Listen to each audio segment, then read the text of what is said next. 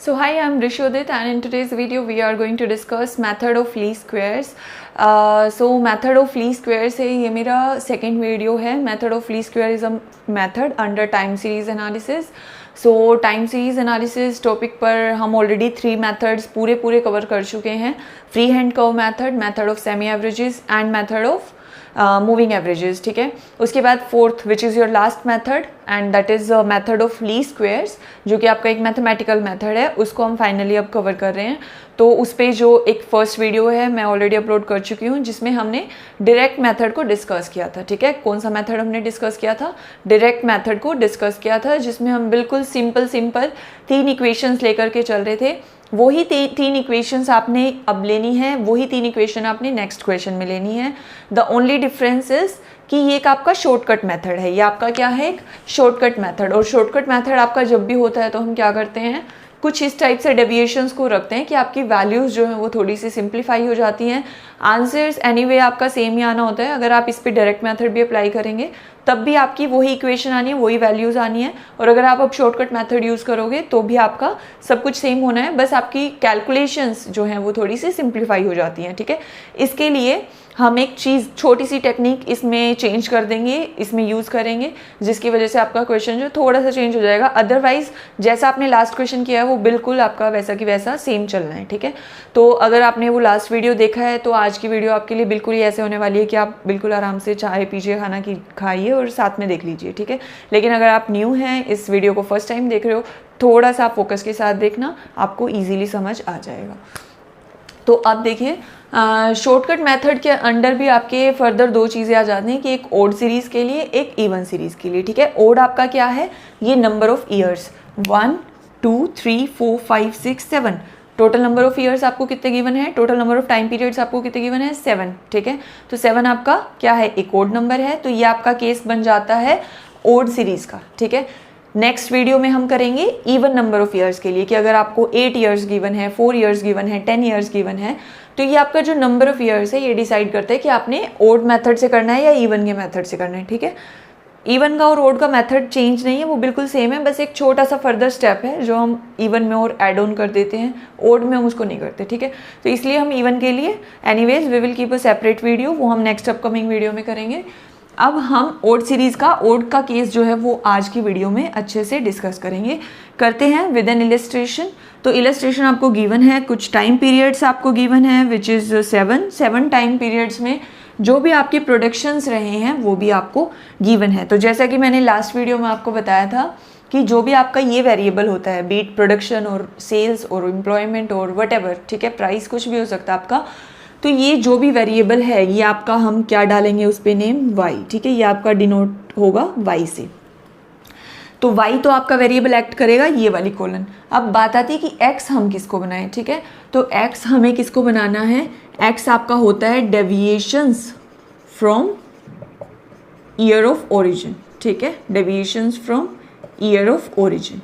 तो year of origin आप कहेंगे कि अब क्या होता है, वो हमें खुद को रखना है. अब क्योंकि हम शॉर्टकट मेथड रख रहे हैं तो हम ये खुद से डिसाइड करेंगे. अभी तक डायरेक्ट मेथड जो हमने डिस्कस किया था उसमें क्या था कि आपको क्वेश्चन में गिवन था कि take 1978 as the year of origin, वो आपको उसमें गिवन था. तो आपने उस ईयर को ओरिजिन रखते हुए क्या किया था, जैसे जो भी 1978 अगर आपका ईयर ऑफ ओरिजिन था तो हर ईयर में से 1978 को डिडक्ट कर लिया था, और जो भी डेविएशन आपकी आई थी वो क्या थी? वो आपकी वैल्यू ऑफ x थी. ठीक है, तो अब हमें क्या है कि क्वेश्चन में कुछ भी गिवन नहीं होता, शॉर्टकट मेथड होता ही है. देखो, जो आपने मीन मीडियन भी अगर समझा होगा, ऑब्वियसली अगर आप टाइम सीरीज पढ़ रहे हो, चाहे आपने मेरी सीरीज नहीं देखी है, लेकिन ऑब्वियसली आपने मीन मीडियन ये सब पढ़ लिया होगा. ठीक है, वो बेसिक कॉन्सेप्ट्स हैं. तो उसमें भी जब हम शॉर्टकट मेथड्स निकालते हैं तो क्या करते हैं? अज्यूम मीन ले लेते हैं, बीच में कोई एक मिड की वैल्यू ले लेते हैं. उससे क्या होता है कि जब उससे डेविएशन लेंगे तो वो -3 -2 -1 0 1 2 3 कुछ इस टाइप से आती है ना हमेशा, और फिर उनका समेशन लेने में सबसे ईजी हो जाता है और मज़ा आता है उनका समेशन लेने में. ऐसा लगता है कि चलो इसका तो फटाफट से हो गया, 1 से 1 कट हो गया, 1 - 1 कट, 2 + 2 - 2 कट, +3 - 3 कट, 0 बच गया. तो इस टाइप से देखो, उसको लेने का ऑब्जेक्टिव क्या होता है, मकसद क्या होता है कि आपकी कैलकुलेशंस को सिंप्लीफाई करना, ठीक है। उनका समेशन 0 आ गया, आपके लिए इजी हो गया। फिर आप उसको भी फर्दर किसी और कॉलम से मल्टीप्लाई करोगे, सब्सट्रैक्ट करोगे, ऐड करोगे, y से सपोज x इंटू वाई ले रहे हो तो आपके लिए ईजी हो जाता है 0 से मल्टीप्लाई करना, 1 से मल्टीप्लाई करना, 2 से मल्टीप्लाई करना, ठीक है। तो वही सेम ऑब्जेक्टिव, वही सेम चीज़ अब हम कर रहे हैं। हमारा पर्पस क्या है, शॉर्टकट मेथड लगाना। हमारा पर्पस क्या है, चीज़ों को सिंप्लीफाई करना। तो देखो इसके लिए हमने क्या तरीका निकाला कि अभी तक तो हम इससे पहले का ईयर जो है वो ईयर ऑफ ओरिजिन ले रहे थे या फर्स्ट ईयर को ओरिजिन ले रहे थे, तो उससे आपकी 1 2 3 इस टाइप की डेविएशंस आ रही थी। लास्ट क्वेश्चन में यही करी थी ना, अगर आपने मेरे साथ किया है तो लास्ट ईयर में ये एक्स की वैल्यूज़ ये सब थी आपकी 1 2 6। अब हमारी ये नहीं आएंगी, इससे भी सिंपल आ जाएंगी। थी तो ये भी सिंपल ही, बट अब और भी सिंपल कर देंगे। अब हम ईयर ऑफ ओरिजिन को फर्स्ट ईयर या उससे पहले का ईयर नहीं लेंगे, हम बीच वाले ईयर को उठाएंगे। इसको उठा लो, ठीक है। कितनी टोटल नंबर ऑफ वैल्यूज़ कितनी है, टोटल नंबर ऑफ ईयर्स कितने हैं, 7। तो 3 पहले छोड़ दो, 3 लास्ट में छोड़ दो। बीच का जो आपका मिडल मोस्ट ईयर है उसको उठा लो और उसको मान लो आप ईयर ऑफ ओरिजिन। इसको हम क्या अज्यूम कर लेंगे, year of origin. This is your 1996। अब देखो आपका क्वेश्चन कितना ईजी हो जाता है। अगर आपने लास्ट क्वेश्चन किया है तो आपको खुद ही क्लियरली डिफरेंस समझ आ जाएगा। 1996 को अब now we have considered year of origin, so our values of x would be, अब एक्स क्या होती है आपकी, deviation from year of origin. तो 1993 minus 1996, 1994 minus 1996, 1995 minus 1996, minus 1996, minus 1996। इसी टाइप से जब आप करते जाओगे तो आपकी एक्स की वैल्यूज़ क्या आ जाएंगी, -3, 994 माइनस 996, -2, -1, 0, 1, 2, 3 आ गई ना वही वैल्यूज़ जो हमारी dx इन सब की आती है, इजी वैल्यूज़, -3, -2, -1, 0, 1, 2, 3। वैसी ही वैल्यूज अब हमारी यहाँ पे x की निकल करके आ गई हैं। ये आपकी deviation from origin of x था। इसको थोड़ा नीचे लिख रही हूँ ताकि स्पेस ज़्यादा ना ले हमारा। ये deviation from year of origin, YO से समझ जाओगे ना, ईयर ऑफ ओरिजिन, ठीक है। आप नोटबुक में कंप्लीट लिख लो, फिर आपको कन्फ्यूज़न नहीं होगा। अब देखो, अब एक बार इसको यहीं पे स्टॉप करते टेबल को, क्योंकि उसके बाद तो फटाफट से हो जाना है, 2 मिनट का काम हो रह गया है। उससे पहले एक बार मैं आपको बता दूं कि हमने इक्वेशंस क्या यूज़ करने हैं, ठीक है। आपका पूरा फंडामेंटल्स क्या है, जो लीस्ट स्क्वायर मेथड है वो किस पे चलता है, पिछला वीडियो कर चुके हो तो और भी ईजी लगेगा, क्योंकि हम ऑलरेडी सीख चुके हैं तीनों इक्वेशंस को। फर्स्ट इक्वेशन हमारी थी simple, y is equal to a plus b x.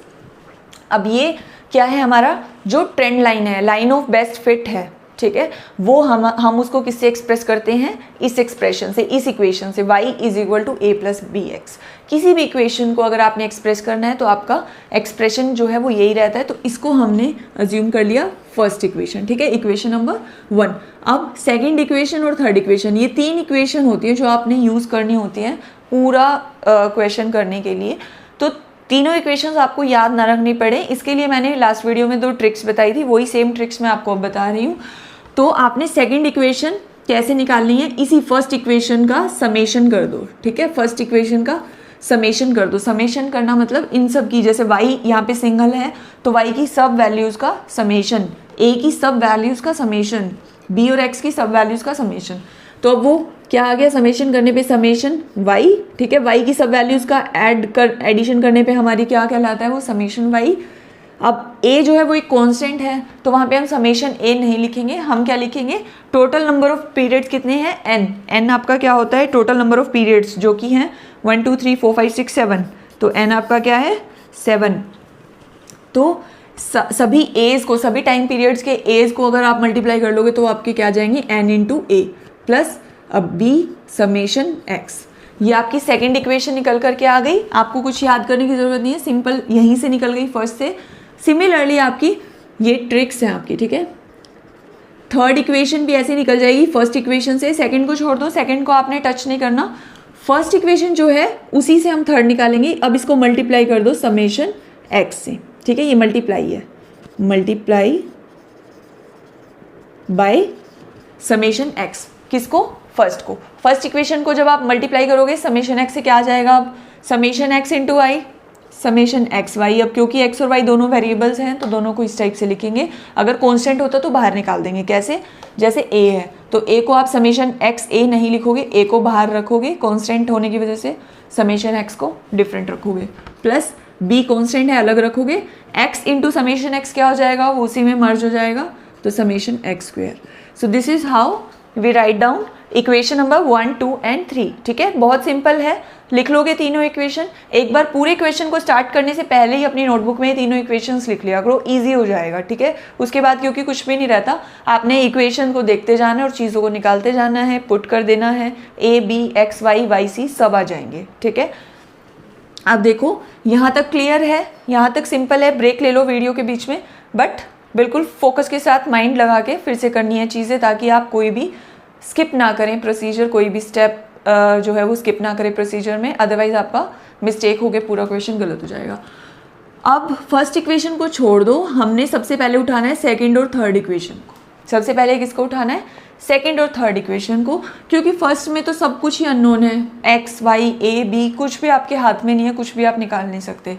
Second third में हम निकाल सकते हैं, ए और बी नहीं निकाल सकते, वो निकल जाएंगे, उसके अलावा बाकी सब निकाल लो। ठीक है, सेकंड और थर्ड इक्वेशन में ए बी को छोड़ दो और बाकी जो भी चीज़ें आपने फिगर आउट करनी है, कैलकुलेट करनी है, उनको एक बार साइड में रख लो ताकि कोई गलती ना हो। समेशन वाई हमने निकालना है, लिख लो। ए और बी हम इन्हीं के थ्रू निकालेंगे, ए और बी को एज इट इज रहने दो। एन निकालना है, समेशन एक्स निकालना है, समेशन एक्स वाई चाहिए। ए हम निकाल लेंगे, समेशन एक्स हो गया ऑलरेडी, बी हम निकाल लेंगे, समेशन एक्स स्क्वायर। तो ये जो है 4-5 वैल्यूज़ अब आपको कैलकुलेट करनी है। अगर ये 4-5 वैल्यूज़ आपको मिल गई तो उसके बाद क्वेश्चन में कुछ भी नहीं है, आप सिंपली क्या करोगे, इन सब वैल्यूज़ को उठा करके इन दोनों इक्वेशंस में रख दोगे और फिर ए और बी की वैल्यूज़ आ जाएंगी। स्टार्ट करें। सबसे पहले समेशन वाई और समेशन एक्स। एन तो हम ऑलरेडी देख चुके हैं कि एन हमारा क्या है 7, एन को निकालने की ज़रूरत नहीं है। समेशन वाई और समेशन एक्स कैसे निकलेगा, एक्स की सब वैल्यूज़ को कैलकुलेट कर दो, समेशन एक्स आ जाएगा, क्या आएगा 0, 1 -1 + 1 cut and -3 + 3 cut. Summation x आपका 0 आ गया। समेशन वाई सिमिलरली ऐसे ही आप इन सबको ऐड कर लोगे तो समेशन वाई आ जाएगा आपका। ठीक है, समेशन वाई भी ले आओगे, सब वैल्यूज़ को ऐड कर लोगे, समेशन वाई आ जाएगा। नेक्स्ट हमें चाहिए समेशन एक्स वाई और एक हमें चाहिए समेशन एक्स स्क्वायर।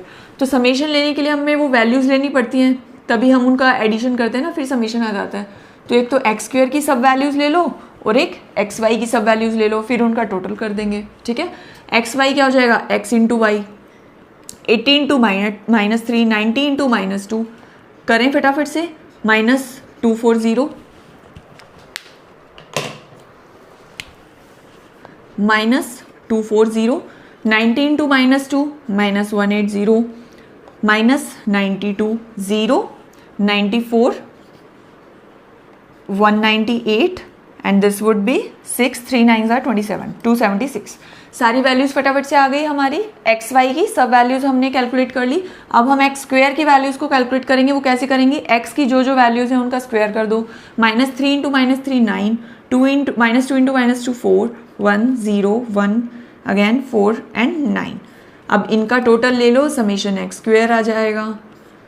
इनका टोटल ले लो, समेशन एक्स वाई आ जाएगा। ले लें फटाफट से टोटल, कैलकुलेटर निकालेंगे आप, सब वैल्यूज़ को टोटल करेंगे 1 by 1, सब कॉलम्स के टोटल यहाँ पे नीचे लिख दो, मैं भी लिख रही हूँ और फिर आप मैच कर सकते हो। कर लिया मैच, सेम टोटल्स आए हैं। Now once you have calculated all of these values, summation y आपको मिल गया, n, summation x y, summation x square, सब वैल्यूज़ आपको मिल गई हैं। तो अब हमने सिंपली क्या कर देना है, इन सब वैल्यूज़ को इन दोनों इक्वेशंस में पुट करना है, सेकंड और थर्ड इक्वेशन में। फटाफट से कर दें। समेशन वाई क्या है आपका 630, पहले हम कौन सी इक्वेशन कर रहे हैं, इक्वेशन नंबर 2, 630, एन हमारा क्या है 6 इंटू एन क्या है 7, sorry N is your 7 into a हमारा एज इट इज़ रहेगा, क्योंकि ए और बी अब हमने फाइंड आउट करने हैं। 7a प्लस बी को हम एज इट इज़ रखेंगे, समेशन एक्स हमारा क्या आ जाएगा 0, तो ये पूरी टर्म क्या हो जाएगी 0। ठीक है, b इंटू 0 0। अब ये तो आपकी आ गई एक इक्वेशन।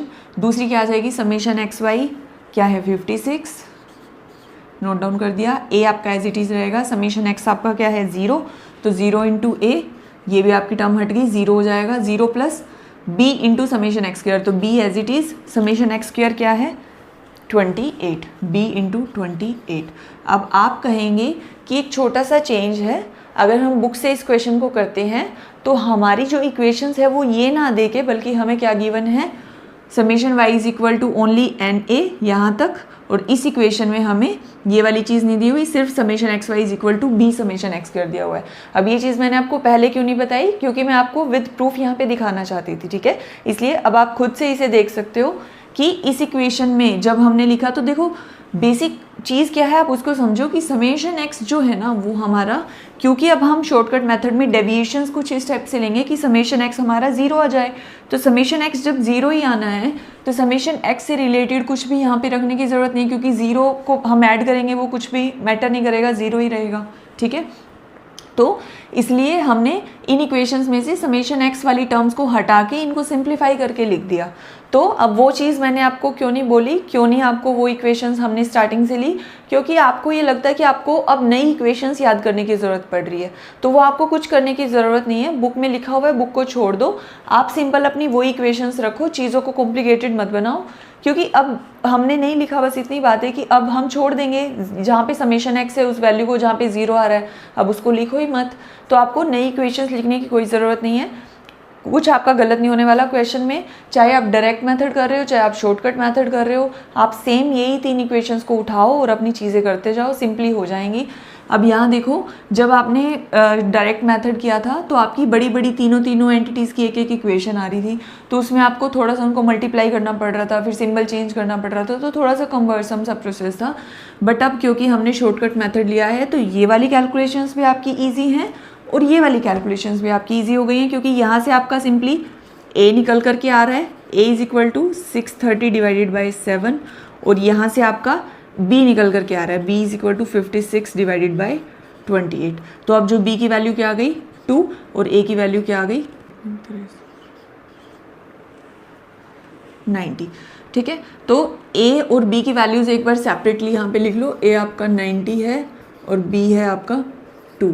अब आपका सिंपल है, बहुत सिंपल है, ए और बी एक बार आ गए, उसके बाद क्वेश्चन में कुछ रह ही नहीं जाता। स्क्रीनशॉट लेना है तो आप ले सकते हो एक बार बोर्ड का, इसके बाद हम अपनी इक्वेशन में ए और बी की वैल्यूज़ को पुट कर देंगे।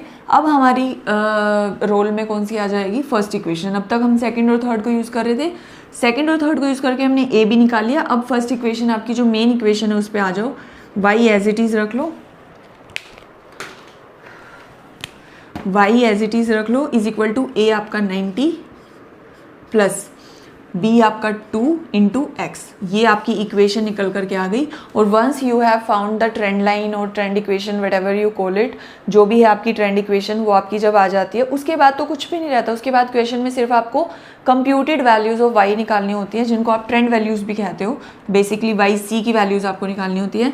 तो हर yc की वैल्यू क्या आ जाएगी, for every 1 value of x you will find 1 value of yc।